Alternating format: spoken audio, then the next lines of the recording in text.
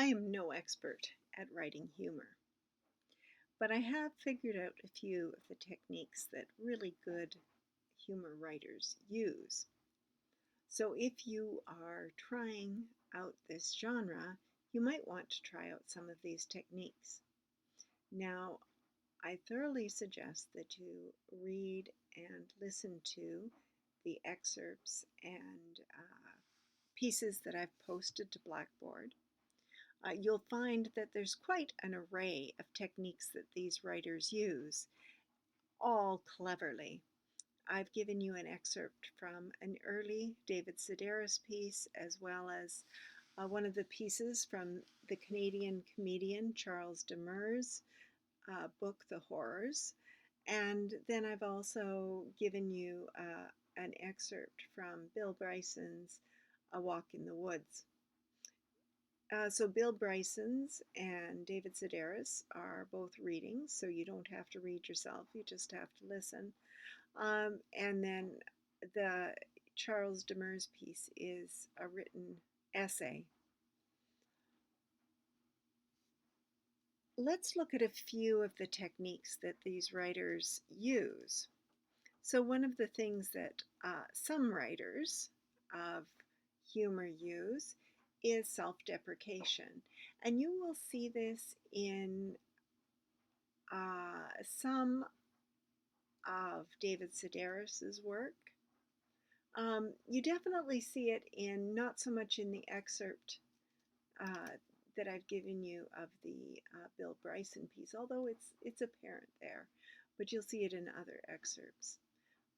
It's also in the Charles Demers in a different way. They each have their own signature. Humor often relies upon surprise, the audience being caught out, really shocked by something that the writer writes. Some big French fry out on some street corner. Aside from being a shadow conspiracy for the Perel people, this really feels like it's more my problem than the system's, and so on. If you've read these pieces, you'll recognize some of these quotes. The ridiculous, the bizarre.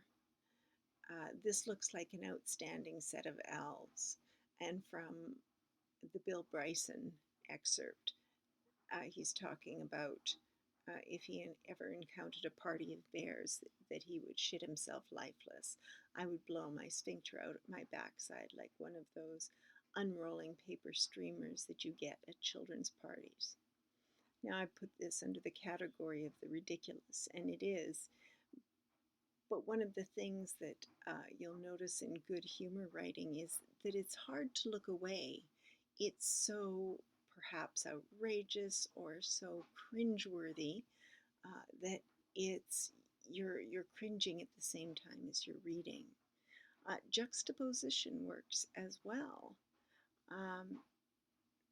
You know, as I mentioned in the little write-up on the Bill Bryson piece, you can see that he's using juxtaposition quite broadly there. He, starts off with this very, very serious discussion about, people dying from bear attacks, and then he quite quickly moves to this absurd description of what he's frightened of and his fears.